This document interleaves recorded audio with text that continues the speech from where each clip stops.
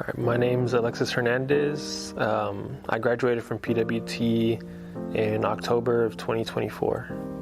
Before I joined PWT, or before I got into PWT, I was working construction. I was working at a non-union scaffolding company, but it just didn't feel like it was something that, like it felt like a dead end kind of place to be. It didn't feel like there was a future in it. Like the money that you make, that's it. There's no retirement, there's no real benefits that come along with it. And I always felt like I needed to start doing something to turn things around. Like I've watched my mom take care of us by herself since we were little, and I just want to be able to help my mom out, you know? And it would have been really hard to do just staying in the same position, but I didn't really know how to go about changing directions, you know? Like I knew that was something that I needed to do, but I wasn't quite sure of how to go about it, you know? I heard about the program from one of my coworkers. His name is Eric Medrano, and him and his brother did the program before I got into it, and he would just be every day at work, like making sure he was hustling to be on time. He was always like, no, I have to make it on time. I have to be on top of this and that. And everybody would always like make fun of him, being like, oh, what, you got to go to class? Like, you got school? But he was like, yeah, no, like I'm trying to better myself. I want to really do this. And he would always talk really highly about the program. And he told me and a few other of the coworkers, and he was the one that recommended us to get in. And just seeing him go through it, like I felt like it was something that could really help me out. Getting into the program, I feel like was a really good experience, especially for people who don't have prior, especially like construction-based experience, because the way that Mr. Brown ran it was really similar to how a job site would run, where you gotta be on time. If you're showing up late, like there's no work. Like there's a lot of times where if you don't make it on time, come back tomorrow because you're not working today, kind of thing, you know?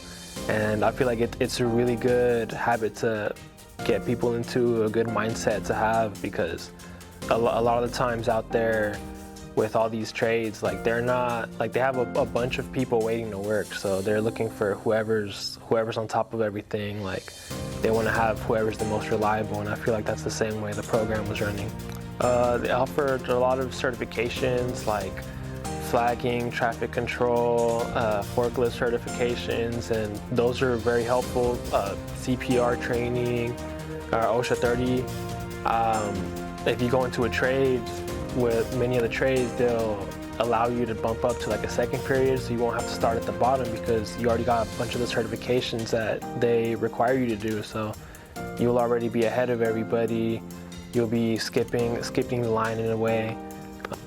So I got hired on with the local 118, the Ironworkers Union, and so far my experience has been really good. It's been very different than non-union. Working non-union, a lot of times they don't really care for you. They don't have any concern for your safety. It's just get the job done, and just it better be done because that's what you got to do. With union so far, they're like the number one thing that they've all been looking out for is like your safety. Working union, for the most part, they're on top of everything. Like they want to make sure that you're not hurting yourself, you're not going to hurt anyone else, and that's probably like really like one of the biggest things for me, because it's just when someone doesn't have a concern for your safety, like you don't even feel safe working, you know? And if you don't feel safe working, you're not going to be able to put in the same effort that you would if you were secure, you know? They help you out with a lot of certifications that you don't have to pay for. If you wanted to go out of your way to get the certifications on your own, you usually have to pay for the schooling, pay for everything, like the CPR training, all of that. And once you do get hired on with the union, they help you out to pay for a few of your starting tools, some of your union dues, and that's super helpful, especially if you're already feeling like you're behind. Like it helps you be able to get on your feet first, to get a little money saved up, and then from there, like everything will be smooth sailing.